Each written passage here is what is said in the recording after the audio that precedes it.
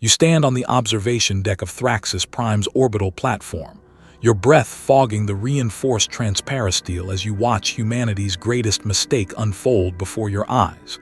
The massive Imperial Tithes ship Eternal Duty hangs in the void like a Gothic cathedral made of metal and malice, its hull scarred by centuries of warp travel, its cargo holds empty. For the first time in 800 years, those holds carry no tribute to Terra. The recycled air tastes metallic on your tongue, tinged with the ozone smell of overworked atmospheric processors, and something else, something that might be fear, seeping from the pores of 15 billion souls who have just signed their own death warrant. You feel the vibration through the deck plating as the platform's ancient machinery hums with nervous energy, as if even the machines understand the magnitude of what's happening. Governor Malthius Kine stands beside you, his weathered face reflected in the viewport like a ghost superimposed over the stars. His hands shake, not from age, but from the weight of the words he spoke just hours ago to the ship's captain. Thraxis Prime hereby declares independence from Imperial taxation.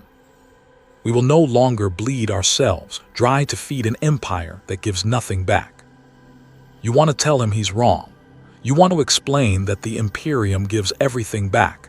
It gives humanity survival. But you're just a mid-level administratum functionary, and your voice carries no more weight than a whisper in a hurricane. The Eternal Duty begins its ponderous turn toward the system's edge, where the Manville Point waits like an open mouth ready to swallow ships into the warp. Its engines burn cold blue against the star field, and you realize you're watching more than a ship depart. You're watching the last thread connecting Thraxis Prime to the rest of humanity being severed with surgical precision. They'll understand, Kine murmurs, though you're not sure if he's speaking to you or to himself. When they see what we've accomplished here, when they witness a world that prospers without their endless demands, they'll understand that there's another way. But you know better. You've seen the reports, filed away in data vaults that Kine has never accessed. You know what happens to worlds that stop paying their tithes. The silence that follows isn't negotiation, it's the pause before execution. Behind you, through the observation deck's blast doors, you can hear the celebration beginning. 15 billion people convinced they've just won their freedom, when in reality they've just chosen the manner of their death. The sounds of revelry, laughter music, the popping of champagne bottles salvaged from the governor's private reserves, mix with the steady thrum of the platform's life support systems in a symphony that would be beautiful if it weren't so utterly tragic. The numbers flash through your mind like a litany of the damned. Thraxis Prime's annual tithe to the Imperium includes 40 million souls for the Imperial Guard, enough young men and women to populate entire Hive cities. 2.8 billion tons of processed adamantine ore, refined in foundries that burn through human lives like fuel. Agricultural products sufficient to feed 17 Hive worlds for a standard Terran year. Manufactured goods, rare minerals, chemical compounds, technical expertise, the lifeblood of an empire that spans 1 million worlds. These aren't just statistics. They're Maria Santos' eldest son, shipped off to die on a world whose name she'll never learn. They're the grain that could have filled empty bellies in Sector Tertius. They're the weapons-grade ceramite that might have saved a company of guardsmen from an orc chieftain's choppa. But now those tithes will stay on Thraxis Prime. The planet will feast on its own production, grow fat and prosperous on resources that should have fed the eternal war machine that keeps humanity alive. It's the economic equivalent of a body part deciding it no longer needs to contribute to the organism that sustains it. The Eternal Duty reaches the system's edge and begins its translation into the warp. Reality bends around the ship like heated glass, colors that have no names bleeding through dimensions that shouldn't exist. For a moment, the vessel appears to stretch impossibly, its Gothic spires reaching across light years in the space of a heartbeat. Then it's gone. The universe snaps back to normal with an almost audible crack, leaving nothing but empty space and the growing certainty that Thraxis Prime has just become the loneliest place in the galaxy. 47 days, you whisper, and Kind turns to look at you with questioning eyes. I'm sorry. Nothing, Governor, just counting. You don't tell him what you're counting. You don't mention that Imperial protocol allows exactly 47 standard days for a response to communication breakdowns before more direct measures are authorized. You don't explain that somewhere in the depths of the Administratum's vast bureaucracy, a clerk has already begun preparing the paperwork that will reclassify Thraxis Prime from Imperial World, Tithe Grade Secundus, to Rebellious Territory, pacification pending. The celebration continues behind you, but here on the observation deck, silence spreads like an infection. You watch Kind's reflection in the transparisteel, noting how the starlight makes his face look gaunt, almost skeletal. He's a good man, you realize. A man who genuinely believes he's saving his people from an exploitative system. He doesn't understand that the system isn't exploitative, it's symbiotic. The Imperium doesn't take from its worlds. It ensures those worlds have something left to give. Without the tithes, without the constant drain of resources and lives flowing upward to Terra, Thraxis Prime will indeed prosper. For a while. Like a man who stops his heart medication might feel wonderfully energetic, right up until the massive coronary that kills him.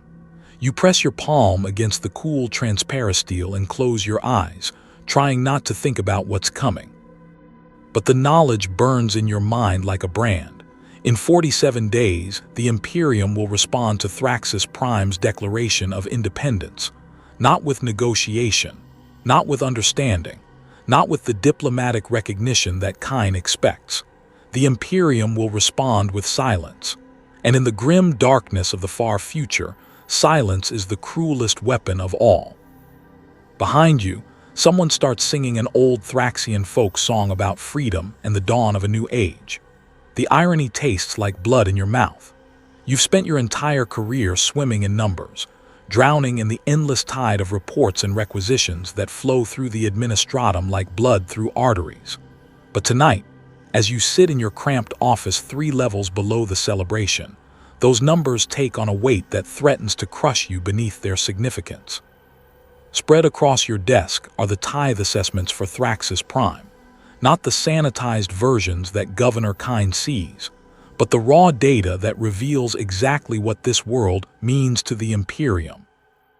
Each data slate represents a different category of tribute, and together they tell the story of how 15 billion people have been keeping humanity alive without even knowing it. The first slate makes your hands tremble as you read. Personnel tithe, 40 million souls annually. 40 million human beings, selected from Thraxis Prime's population every year and shipped to Forge worlds, Hive cities and battlefields across the galaxy. These aren't volunteers, they're the price of citizenship, the biological currency that keeps the Imperium's vast machinery functioning. You think of young Marcus Vex, the baker's son from Hive Secundus who drew the conscription lot last year.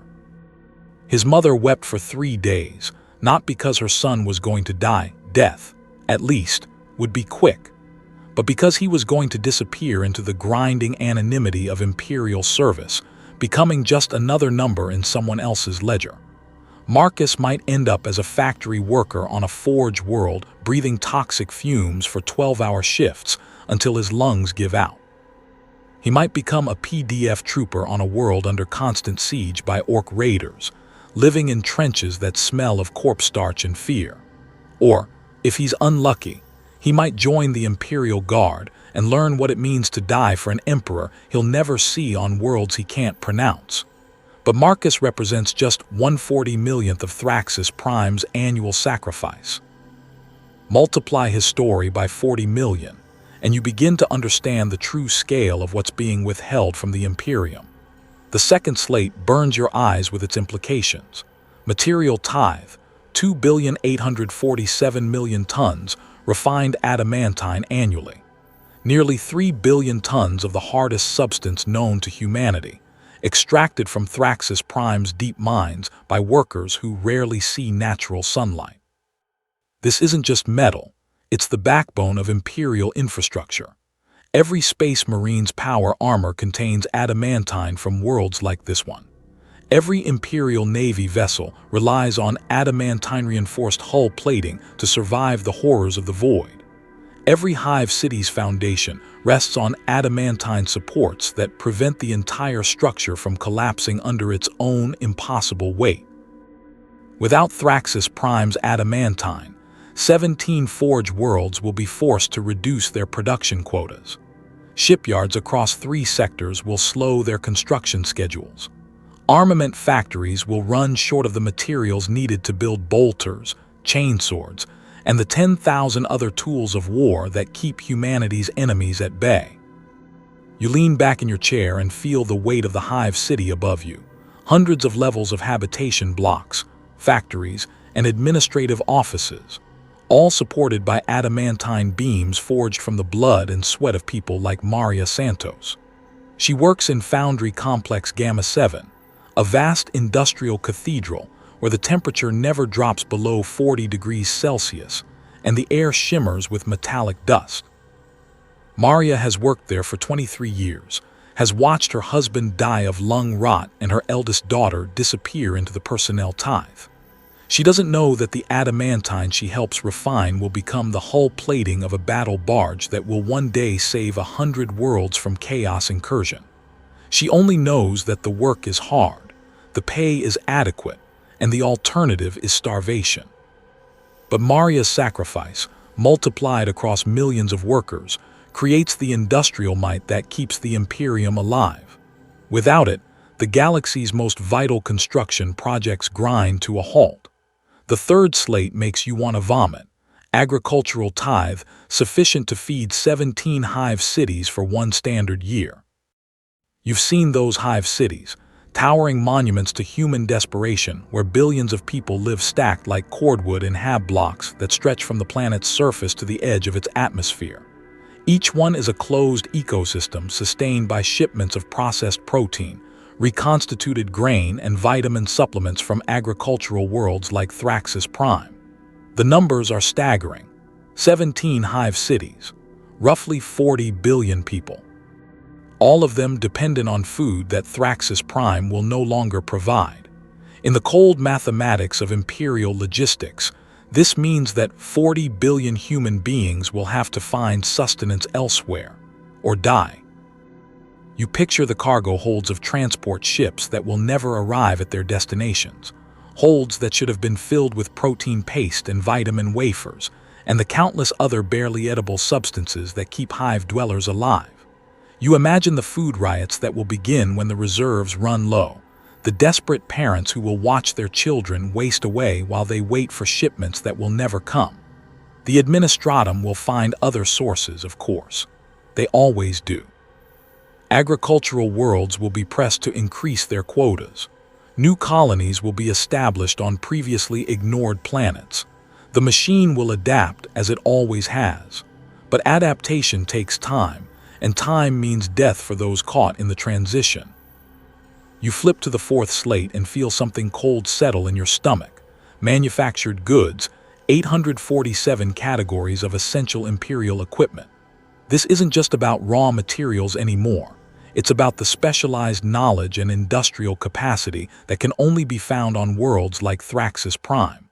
Lozpack power cells for Imperial Guard lasguns, navigation cogitators for merchant vessels, life support components for void stations, medical equipment for field hospitals, communication arrays for astropathic choirs, 847 different categories of equipment, each one vital to the Imperium's function, each one representing decades or centuries of accumulated knowledge and expertise. The cogitator banks that calculate warp routes don't grow on trees. They're built by master artisans who learned their craft from masters who learned from other masters, stretching back in an unbroken chain to the dark age of technology. The biomonitoring equipment that keeps astropaths alive during psychic transmissions requires components manufactured to tolerances measured in atoms, assembled by workers whose skills take decades to develop. When Thraxis Prime stops producing these goods, the Imperium doesn't just lose resources, it loses irreplaceable knowledge. Every master craftsman who dies of starvation takes centuries of accumulated expertise to the grave. Every factory that shuts down represents techniques that may never be recovered. The final slate contains the numbers that truly matter, not to the Imperium, but to the people who call Thraxis Prime home: population distribution and dependency ratios. 15 billion human beings, distributed across 7 major hive cities and 247 smaller settlements. 93% of the population lives in environments that cannot sustain human life without constant technological intervention. The atmospheric processors that make the air breathable. The water recycling systems that turn industrial waste back into something approaching potability. The food distribution networks that prevent starvation in the HAB blocks. The power generators that keep the lights on and the heating systems functioning. All of it, every system, every process, every aspect of life on Thraxis Prime, depends on components, knowledge, and resources that flow in from other Imperial worlds. The planet isn't self-sufficient. No Imperial world is. They're all organs in a vast body, each one specialized for a particular function, all of them dependent on the others for survival. Thraxis Prime is the Imperium's liver, filtering toxins and producing vital compounds for the rest of the body. But Governor Kine has just decided that the liver can survive on its own, that it doesn't need the heart to pump blood or the lungs to provide oxygen. He's convinced himself that independence means freedom, when it actually means death, slow, inexorable, and absolutely certain. You hear footsteps in the corridor outside your office, accompanied by laughter and the sound of bottles clinking together. The celebration continues, will probably continue for days. 15 billion people toasting their liberation, completely unaware that they've just voted for their own extinction. You gather the data slates and lock them in your secure storage unit, then walk to the small window that looks out over Hive Primus. The lights stretch to the horizon and beyond, a glittering constellation of human habitation that represents one of the greatest achievements in the galaxy. 15 billion people, living and working and dreaming in defiance of a universe that wants them dead. In 46 days, the Imperium will begin to respond to their defiance. Not with armies or fleets, those would be wasteful. The Imperium will respond with something far more efficient and infinitely more cruel. It will respond with silence. And silence, in a universe where every world depends on countless others for survival, is a death sentence that carries itself out. You turn away from the window and try not to count the lights, try not to multiply them by the number of people they represent.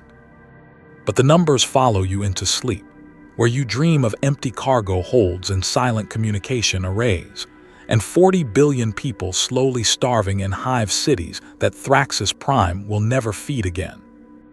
3 weeks have passed since the eternal duty disappeared into the warp, and you find yourself walking through the corridors of the governor's palace with a growing sense of unease that has nothing to do with the opulent displays of newfound prosperity surrounding you. The palace gleams with fresh renovations funded by resources that should have been shipped off-world months ago. Rare woods from the southern continents panel the walls, their rich grain polished to mirror brightness. Tapestries depicting Thraxis Prime's history hang between newly installed glow globes that cast warm, golden light, instead of the harsh white glare typical of Imperial architecture. Even the air tastes different, clean, filtered, purified by atmospheric processors that are no longer rationing their output to meet impossible production quotas. Governor Malthius Kine leads you through this transformed palace, his voice animated with the fervor of a man who believes he's witnessing a miracle. "Look at this," he says, gesturing toward a massive viewport that offers a panoramic view of Hive Primus. "Really look at it. When was the last time you saw the city's lights burn this brightly?" He's right, and that's what makes your stomach churn with dread. The Hive City spreads out below like a jeweled crown, its towers gleaming with fresh construction, and its lower levels glowing with the warm light of improved living conditions. Parks have been built where there were once only industrial complexes. Clean water flows to levels that haven't seen it in centuries. Children play in streets that were previously choked with the smog of overworked factories. It's beautiful, it's prosperous. It's everything that Kind promised it would be. And it's all built on borrowed time that's rapidly running out. The productivity reports are extraordinary, Kind continues, his eyes bright with evangelical fervor. Without the constant drain of Imperial tithes, we're finally able to invest in our own infrastructure. Agricultural yields are up 37%. Manufacturing efficiency has increased by 42%. Even our population growth rate is stabilizing for the first time in 3 centuries. You nod and make appropriate sounds of agreement, but your attention is focused on the details that Kind either doesn't notice or chooses to ignore. The long-range communication array visible through the viewport hasn't moved in 6 days. The massive dish that should be constantly tracking satellites and orbital stations sits motionless, pointing at empty space like a dead eye. When you mention this to the governor, he waves dismissively. "Temporary technical difficulties," he says. "Our tech priests are working on it. Besides, who do we need to talk to? We're self-sufficient now." But you know better. You've spent the morning reviewing communication logs, and the pattern is unmistakable. Long-range Vox traffic has been steadily declining since the Tithes ship departed. Not because Thraxis Prime's equipment is malfunctioning, but because no one is responding to their calls. Trade vessels that should have arrived weeks ago never appeared in the system. Merchant captains who have maintained regular contact with Thraxis Prime for decades have gone silent. Even the astropathic choir reports increasing difficulty reaching their colleagues on other worlds. The Imperium isn't jamming Thraxis Prime's communications. It's doing something far more effective. It's simply not listening. You follow Kind into his private study, where maps of the Thraxis system cover every available surface. Red pins mark the locations of orbital defense platforms, green pins show mining operations, and blue pins indicate major population centers. It's an impressive display of a thriving system, but you notice what's missing: the yellow pins that should mark incoming and outgoing trade routes. "Governor," you begin carefully, "have you reviewed the latest shipping manifests?" Kind's smile falters slightly. "There have been some delays in the commercial traffic, nothing unexpected given the political changes we've implemented. Trade relationships take time to reestablish." The euphemism makes you want to scream. There are no delays, there's a complete cessation of commerce. Every merchant captain, every trade syndicate, every commercial operation that has maintained relationships with Thraxis Prime has suddenly and simultaneously decided to conduct business elsewhere. The orbital docks that should be busy with loading and unloading operations sit empty, their gantries extended toward vacant space like the arms of drowning men. But the most terrifying detail isn't what you can see, it's what you can feel. The palace's atmospheric recyclers are working harder than they should, producing a subtle vibration in the deck plating that wasn't there before. The temperature control systems are running constant calibration cycles. Even the artificial gravity seems slightly unstable, generating minute fluctuations that make you feel slightly nauseous. These aren't signs of increased prosperity. They're symptoms of a world system beginning to fail without the constant flow of replacement parts and technical expertise that should be arriving from other Imperial worlds. The master artificers who maintain Thraxis Prime's most critical systems learn their skills from off-world teachers. The specialized components that keep life support functioning are manufactured on forge worlds light years away. The knowledge databases that contain repair procedures and maintenance protocols are updated through connections to the greater Imperial network. All of that has stopped. Thraxis Prime is running on momentum now, like a vehicle that continues moving after its engine dies. But momentum always runs out. You excuse yourself from the governor's presence and make your way to the palace's communications center, where senior Vox operator Helena Vask sits before a bank of monitoring equipment that should be crackling with interstellar chatter. Instead, the displays show nothing but empty frequencies and diagnostic error messages. Any luck reaching the merchant convoy from Baleria 7? You ask. Helena shakes her head without looking up from her instruments. Nothing for 48 hours. Last transmission was a standard acknowledgement of docking permission. Then they just stopped responding. Equipment failure. That's what I thought at first. But I've been monitoring their assigned frequencies, and there's no background noise, no static, nothing to suggest active transmissions being blocked. It's like they're not even trying to communicate. You lean over Helena's shoulder and study the displays, noting the timestamps that mark when various communication links went dark. The pattern is subtle but unmistakable. Long-range communications are failing in order of distance from Thraxis Prime. The closest systems went silent first, followed by progressively more distant worlds, as if a sphere of silence is expanding outward from Thraxis like ripples on a pond, or like a quarantine zone. Helena, you say quietly, I want you to try something for me. Attempt to establish contact with any Imperial world outside the sector. Her fingers dance across the control panel, cycling through frequencies and adjusting transmission parameters. For several minutes, the only sound in the communication center is the soft humming of electronic equipment and the distant vibration of the palace's struggling life support systems. Finally, Helena sits back in her chair and looks at you with eyes that reflect your own growing horror. Nothing. Absolute silence on all frequencies. It's like the rest of the Imperium has just disappeared. But you know the Imperium hasn't disappeared. Thraxis Prime has. In the vast network of worlds that make up humanity's galactic empire, this system has been quietly removed from all shipping manifests, all communication directories, all trade agreements. The Imperium hasn't declared war on Thraxis Prime. It's done something far more efficient. It's erased the world from existence without firing a single shot. You return to your office and sit in the darkness, listening to the sounds of celebration that still echo through the palace corridors. 15 billion people toasting their freedom while their world slowly suffocates in the silence of space. Governor Kine believes he's achieved independence, but independence assumes you have something to be independent from. What he's actually achieved is complete isolation from the only organization in the galaxy capable of sustaining human civilization on this scale. Outside your window, the lights of Hive Primus continue to burn brightly, fed by resources that should have been exported to other worlds. But those same lights are also consuming replacement components, burning through stockpiles of critical materials, and operating on maintenance schedules that were designed around constant resupply from off-world sources.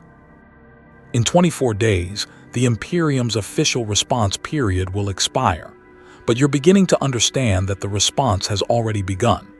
Thraxis Prime isn't waiting for invasion or bombardment. It's waiting for the slow, inevitable failure of every system that keeps 15 billion people alive. The silence isn't an attack, it's a prediction. 6 months have passed since Thraxis Prime declared its independence, and you now carry the rank of Senior Investigator Lyra Voss, though the title feels more like a curse than an honor. Your new position came about not through promotion, but through necessity.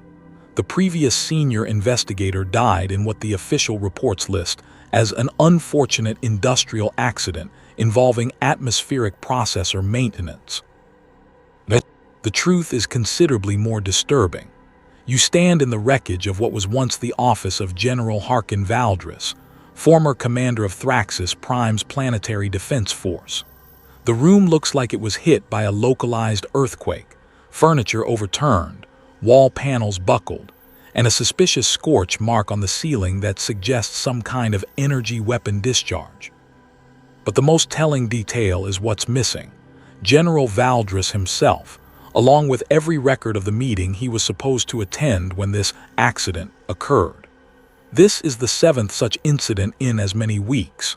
The pattern is becoming impossible to ignore, though Governor Kine continues his desperate attempts to rationalize each disappearance as coincidence. The chief astropath suffered what the medici called a catastrophic psychic hemorrhage while attempting to establish long-range communication with Terra. 3 sector governors vanished during routine travel between their administrative centers, their transports found crashed in remote locations with no survivors and no explanations. The master of the orbital docks was discovered dead in his private quarters, apparently having died of sudden cardiac arrest despite being in perfect health just hours before. Each death removes a critical piece of Thraxis Prime's leadership structure. Each disappearance eliminates someone with the knowledge, authority, or capability to potentially reverse the world's slide toward chaos. It's surgical, precise, and utterly ruthless, the hallmarks of Imperial intelligence operations. You've come to understand that the Imperium didn't abandon Thraxis Prime when the Tithes ship departed. It simply activated assets that were already in place, sleeper agents and deep-cover operatives who had spent years, perhaps decades, establishing themselves in positions of trust and authority. The baker who supplies the palace kitchen, the tech priest who maintains the communication arrays, the medici who treats the governor's family. Any of them could be Imperial agents, waiting for the order to begin dismantling the rebellion from within. The investigation files spread across your desk tell a story of systematic sabotage disguised as natural failures. Power grid fluctuations that just happen to coincide with critical system updates. Water recycling breakdowns that occur precisely when backup systems are offline for maintenance. Transportation accidents that eliminate key personnel while leaving their vehicles mysteriously intact. But the most chilling discovery came 3 days ago, when you were reviewing personnel records for the palace's domestic staff. Hidden in the employment files, you found a series of recommendations and character references that all trace back to the same source. A staffing agency on distant Cadia that was shut down for security violations over 2 centuries ago. 2 centuries. That means the Imperium has been placing operatives in Thraxis Prime's government since before Governor Kine was born. The rebellion wasn't a spontaneous act of defiance.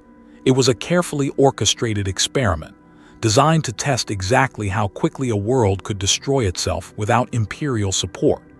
You think about this as you examine the evidence from General Valdris's office, noting the precision of the destruction. Nothing was taken, but everything relating to defensive protocols and military readiness has been systematically corrupted or destroyed. The General's personal cogitator contains files that have been selectively edited, removing critical information about troop deployments and munition stockpiles while leaving innocuous administrative data intact. Whoever did this wasn't interested in theft or random vandalism. They were eliminating specific strategic capabilities with surgical precision. A soft chime from your Vox unit interrupts your investigation. The caller identification shows Governor Kine's private frequency, but when you activate the receiver, a different voice emerges from the speakers, calm, cultured, and utterly cold. Senior Investigator Voss. My name is Inquisitor Thaddeus Vex, though I suspect you've already deduced my involvement in recent events. Your blood turns to ice water in your veins. An Inquisitor. Here, on Thraxis Prime, speaking to you through the Governor's private communication system. The implications are staggering. Not just that Imperial agents have penetrated the highest levels of the planetary government, but that they've done so with such complete success that they can casually demonstrate their control. I imagine you have questions, the voice continues. Allow me to provide some answers. Thraxis Prime's rebellion was anticipated, prepared for, and ultimately permitted because it serves the Imperium's broader strategic interests. Your world has become a laboratory, senior investigator, a place where we can observe the natural consequences of severing ties with Imperial authority. You want to respond, to demand explanations or hurl accusations, but your throat feels paralyzed. The voice continues with the same dispassionate tone you might use to discuss weather patterns. The agents you've been investigating represent just the visible surface of a much deeper operation, We have operatives in every major institution on this world: government, military, industrial, religious. They've been in place for decades, some for centuries, all waiting for this moment. The rebellion you're witnessing isn't organic resistance to imperial authority. It's a controlled demolition. The Vox crackles with static, and for a moment you allow yourself to hope that the transmission is ending. But Inquisitor Vex continues, and his next words shatter any remaining illusions you might have harbored about Thraxis Prime's chances of survival. I want you to understand something crucial, Senior Investigator. The Imperium doesn't need to conquer Thraxis Prime. We don't need to deploy armies or orbital bombardments or any of the crude tools of warfare. We simply need to do nothing, and let your world tear itself apart through its own inherent weaknesses. You find your voice at last, though it comes out as barely more than a whisper. How long? How long until complete collapse? Our projections suggest 18 months from the initial declaration of independence. You're currently at the 6-month mark, which means you're approximately 1/3 of the way through the process. The systematic elimination of leadership represents Phase 2 of the collapse. Phase 3 will begin when critical infrastructure failures reach cascade levels. The transmission ends with a soft click, leaving you alone in the wreckage of General Valdris's office with the crushing weight of certain knowledge. Thraxis Prime isn't fighting for independence, it's participating in its own execution. Every act of defiance, every attempt to assert autonomy, every decision made in the name of freedom only accelerates the world's march toward extinction. You gather your investigation files and prepare to leave, but a final detail catches your attention.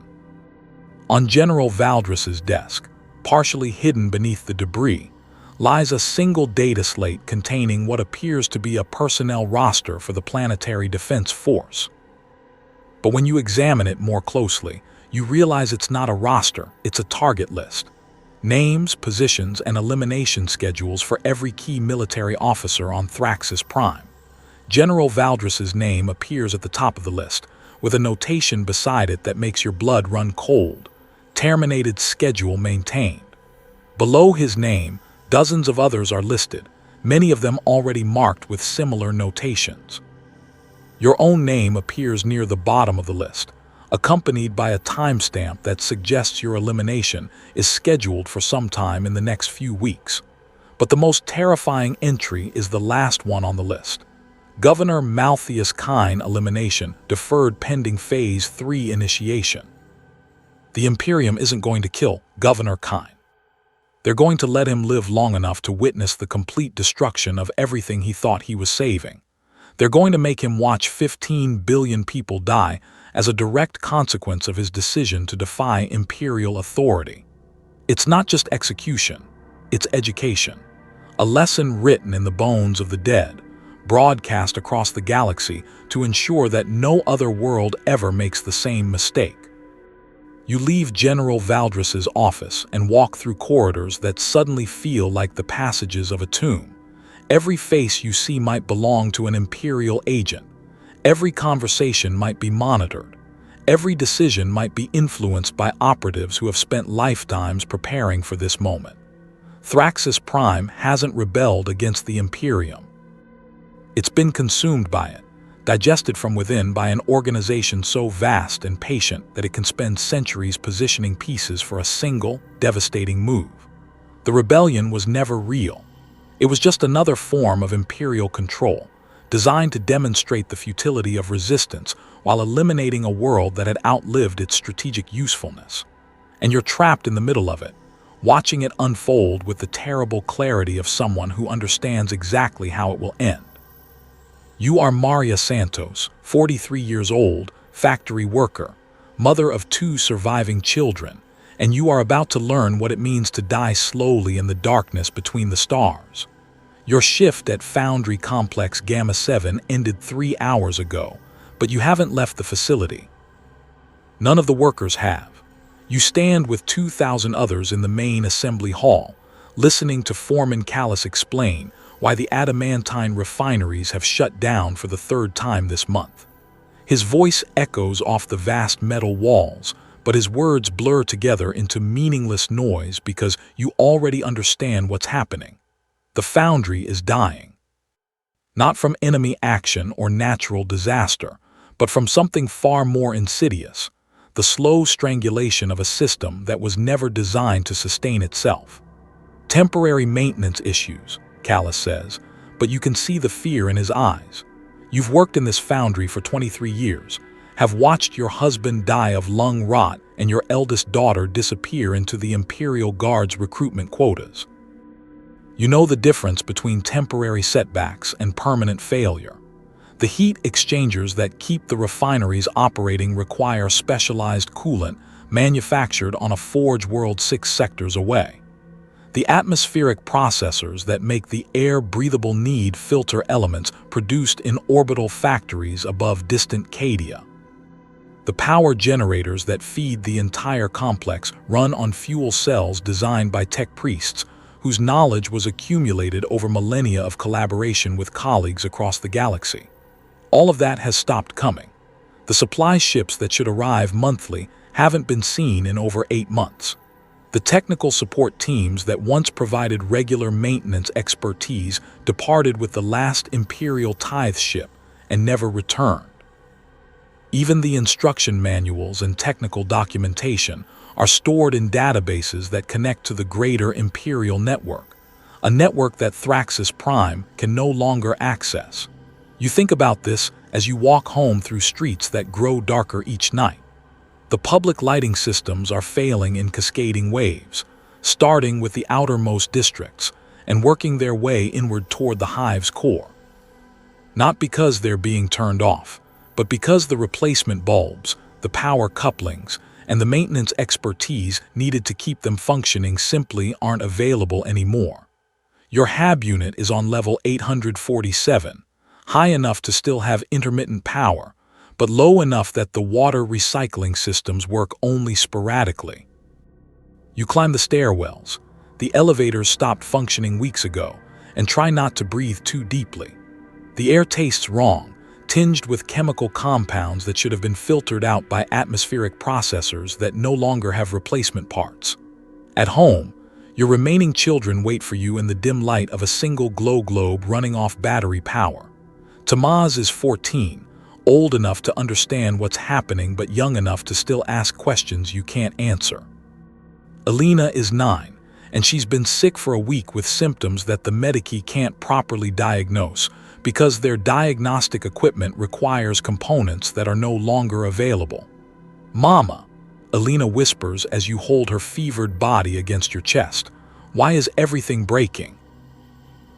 You want to explain about supply chains and interstellar logistics and the complex web of dependencies that keep worlds like Thraxis Prime functioning. You want to tell her about the rebellion, about Governor Kine's decision to declare independence, about the invisible war being fought by sleeper agents and saboteurs.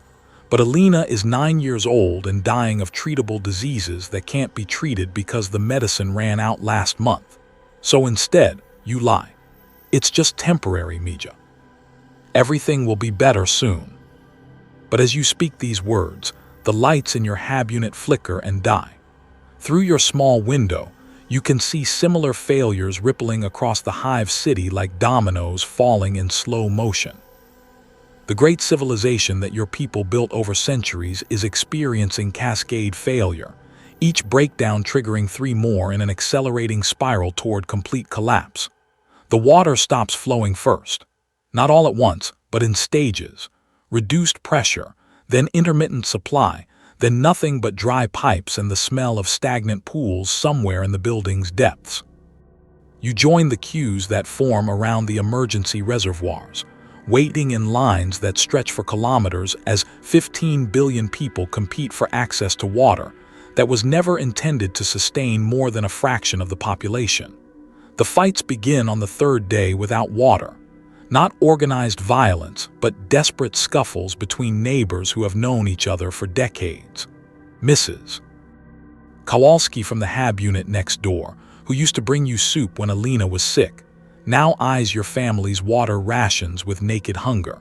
The building's superintendent, who once maintained order through respect and authority, now carries a makeshift weapon and speaks only in threats.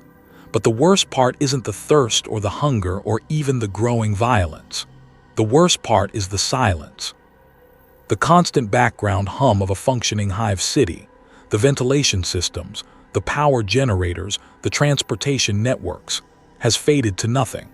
You live now in a tomb that spans continents, surrounded by the corpses of machines that your people never really understood how to maintain. You venture outside less and less as the weeks pass. The streets have become battlegrounds where desperate families fight over scraps of food and containers of questionable water. Bodies lie unburied in the lower levels, where the air is too toxic to breathe and the darkness is absolute. The upper spires, where the wealthy and powerful once lived, are now sealed fortresses defended by private armies that shoot anyone who approaches. Alina dies on a Tuesday, though the concept of days and weeks has become meaningless in a world where time is measured only by the steady progression of system failures. She dies quietly, in your arms, whispering apologies for being thirsty when there's no water to give her. You hold her small body until it grows cold, then carry her to one of the mass graves that have appeared in what used to be Victory Park. Tamaz lasts another month before the hunger takes him. He dies fighting, trying to defend a cache of spoiled food from other children who are just as desperate and just as doomed. You find his body in an alley 3 blocks from your HAB unit, and you realize that your son died as a stranger in the world where he was born. You are alone now in a HAB unit that no longer receives power, water, or heat. The walls are thin enough that you can hear your neighbors dying, sometimes quickly, from violence or accident, but more often slowly, from starvation and disease and the simple failure of bodies that were never meant to endure such deprivation. Through your window, you can see the lights of other Hive cities flickering and dying across the horizon. Thraxis Prime's 15 billion people are experiencing the same cascade of system failures, the same desperate competition for dwindling resources, the same slow transformation from civilization to barbarism. But the most terrifying realization comes not from what you can see, but from what you can understand. Thraxis Prime was never really independent. Every system, every process, every aspect of life depended on knowledge, resources, and support from other Imperial worlds. The planet wasn't a self-contained civilization that paid tribute to the Imperium. It was an organ in a vast body, specialized for specific functions, but utterly dependent on the whole for survival. Governor Kine thought he was freeing his people from exploitation. In reality, he was severing the life support system that kept 15 billion people alive. The rebellion wasn't an act of liberation. It was collective suicide disguised as political revolution. You sit in your dark HAB unit and wait for your own death, listening to the sounds of a civilization eating itself alive. Sometimes you hear gunfire from the lower levels. Sometimes you hear screaming from the upper spires. Mostly you hear silence.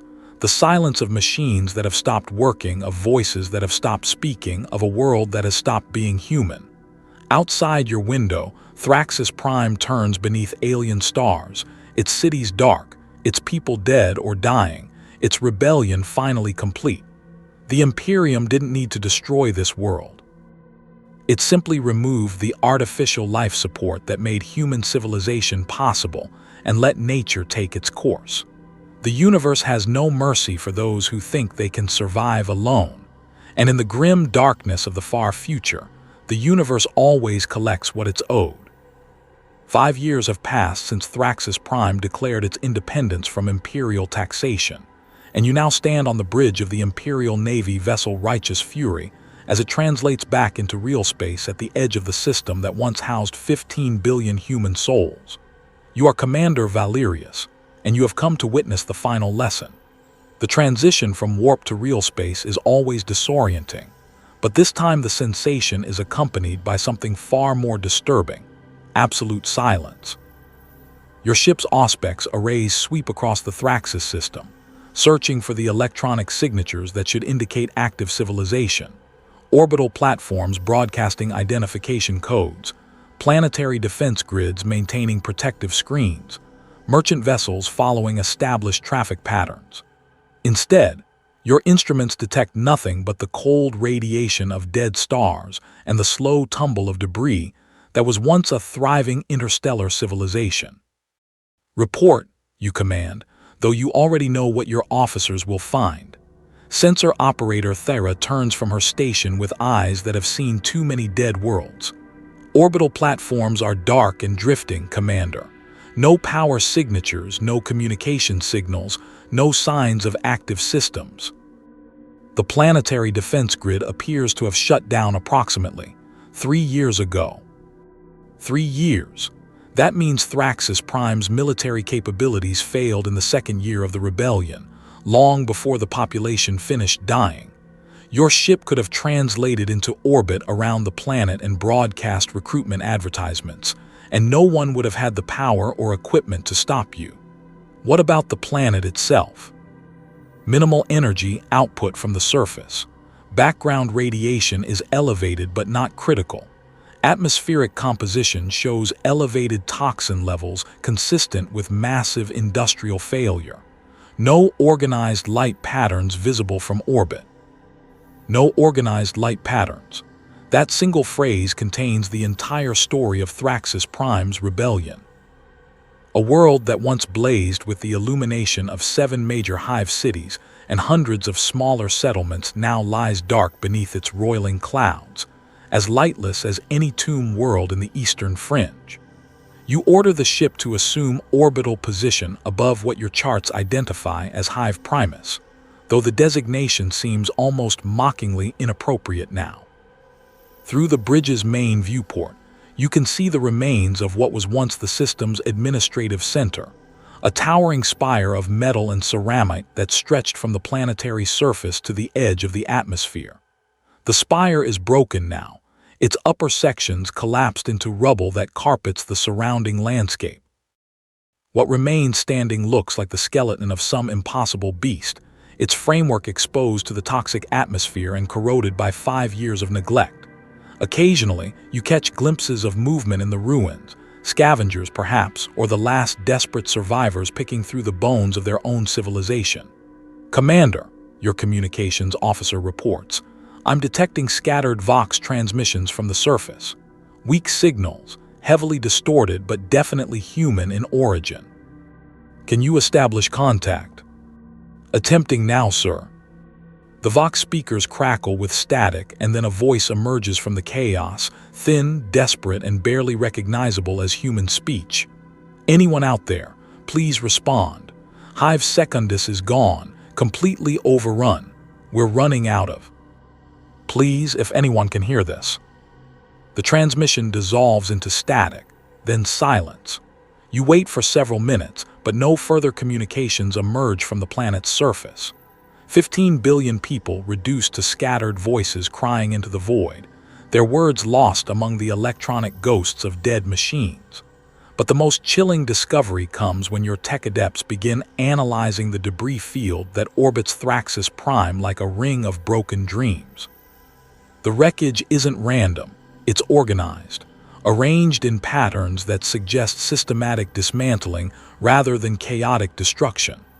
Orbital platforms haven't collapsed from neglect. They've been stripped of useful materials by people who understood exactly what components were most valuable.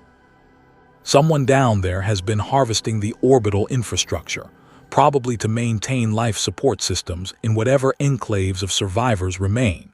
It's a rational response to an impossible situation, cannibalizing the systems that once connected Thraxis Prime to the broader Imperium in order to sustain the last pockets of human habitation. Estimated survivor population. You ask, though you suspect you won't like the answer. Your chief analyst, Lex Mechanic Jarn, processes the available data through cogitators that can calculate orbital mechanics and population dynamics with equal precision. Based on power consumption patterns, atmospheric disturbances, and communication activity, approximately 90 to 100,000 individuals scattered across the planet's surface. Possibly fewer. 100,000. out of 15 billion. The mathematics of rebellion written in statistics that would make even a Departamento Munitorum accountant pause in horror. A 93% fatality rate achieved not through orbital bombardment or virus bombs or any of the Imperium's conventional weapons of planetary sterilization, but through the simple expedient of doing absolutely nothing. You order a full orbital survey, and the results paint a picture of systematic collapse that unfolded with mathematical precision.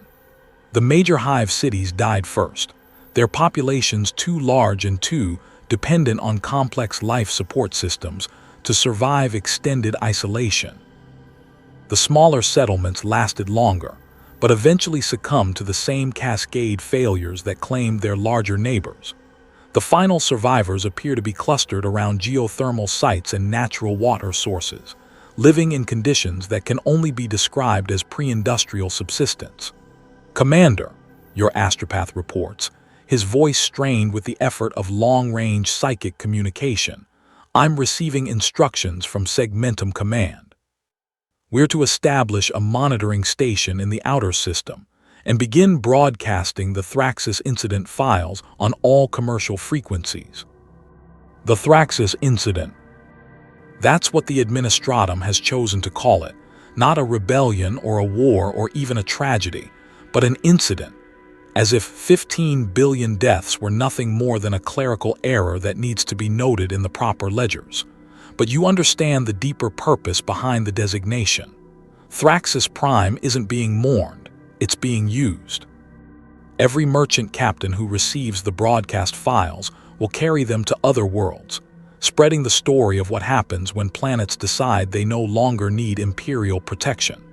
Every governor who reviews the casualty reports will remember them the next time someone suggests reducing tithe payments.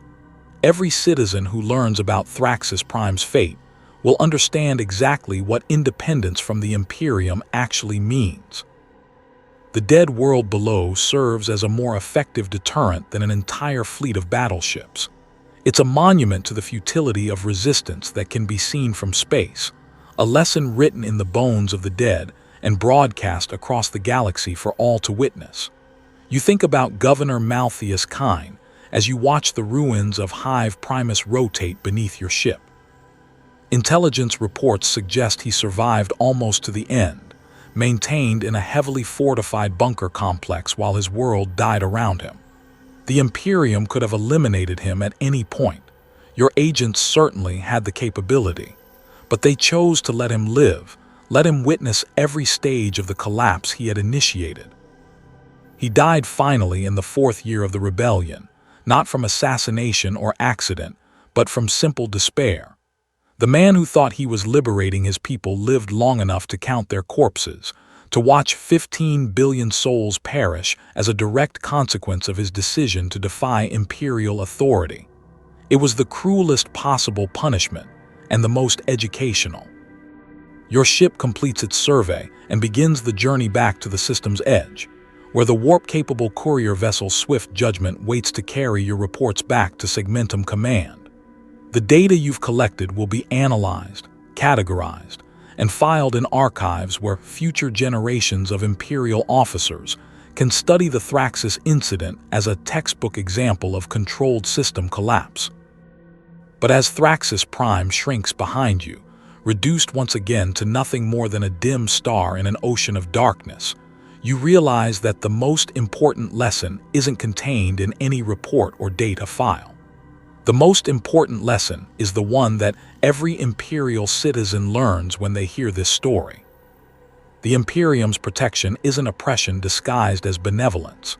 It's the only thing standing between humanity and the complete extinction that awaits any species foolish enough to believe it can survive alone in a universe designed to devour the weak. Thraxis Prime thought it could choose independence over survival. The universe doesn't negotiate with such delusions. It simply lets them play out to their inevitable conclusion, then moves on to more pressing matters.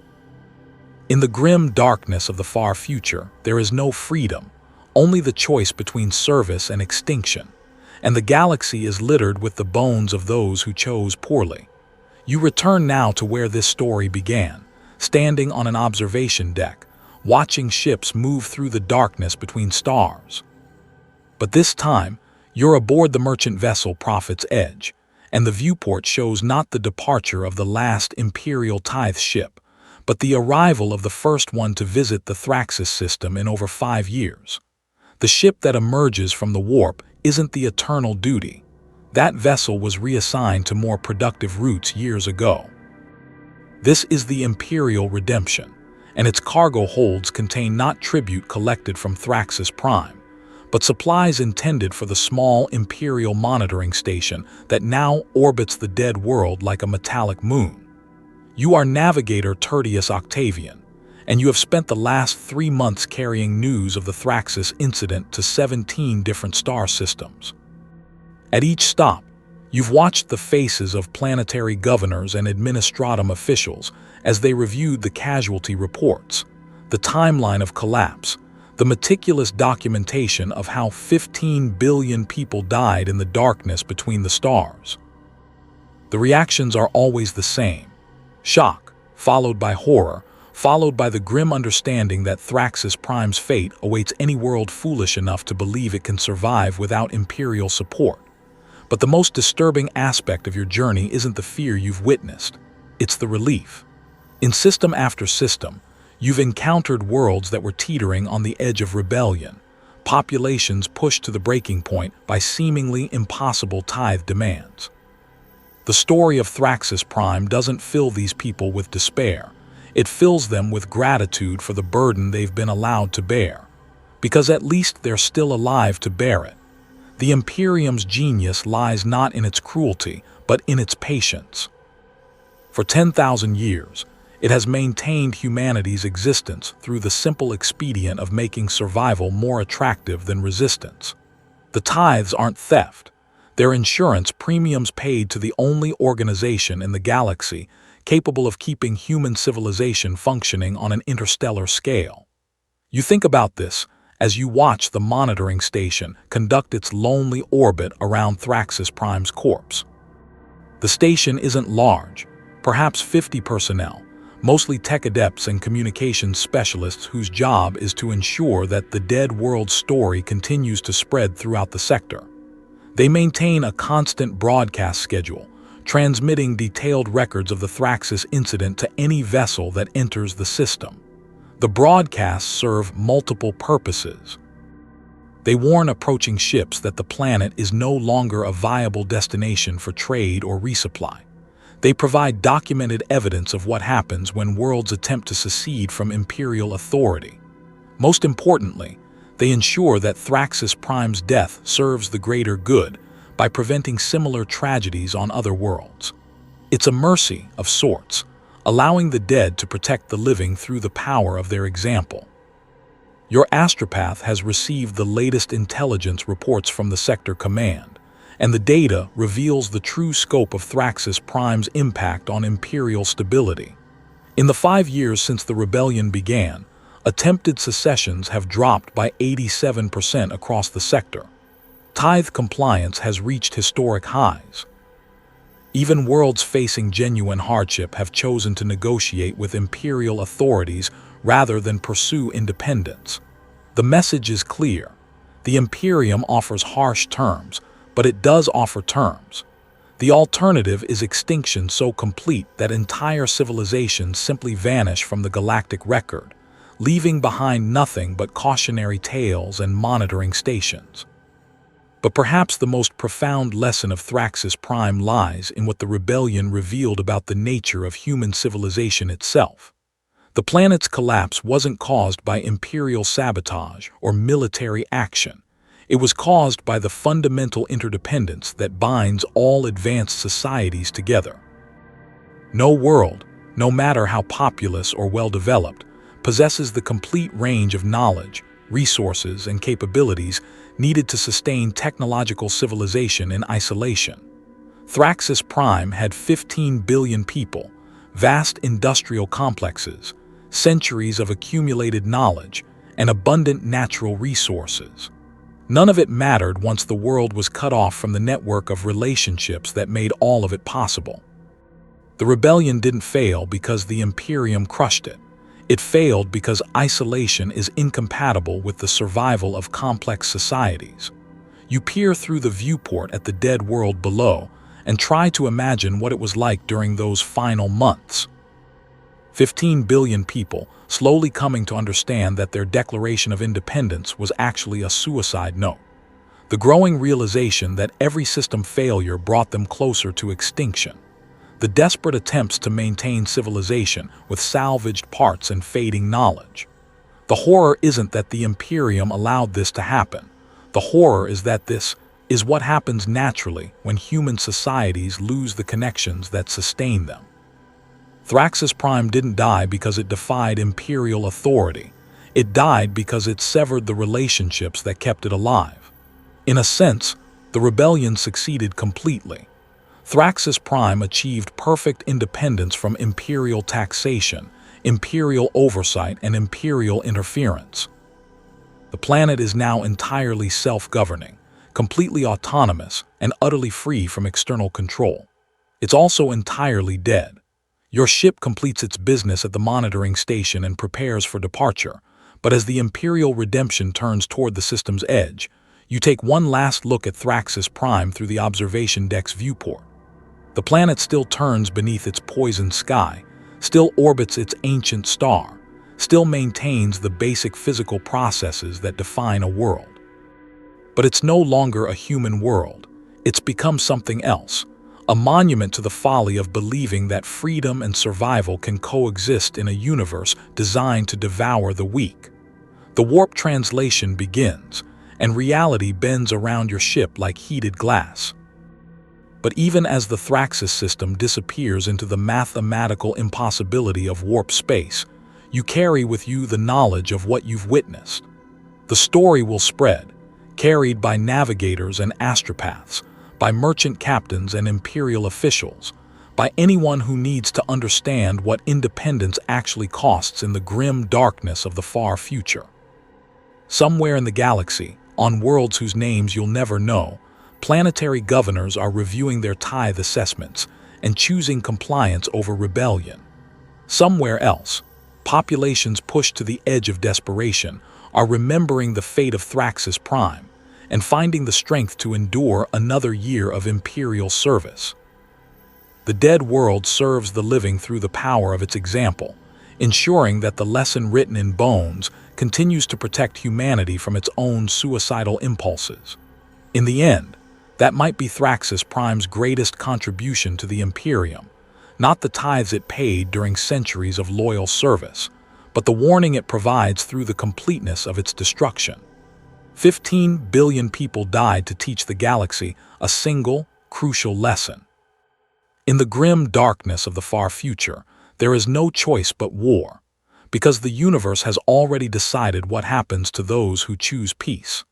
And the price of that education, measured in human lives, is exactly what the Imperium has always been willing to pay to ensure humanity's survival.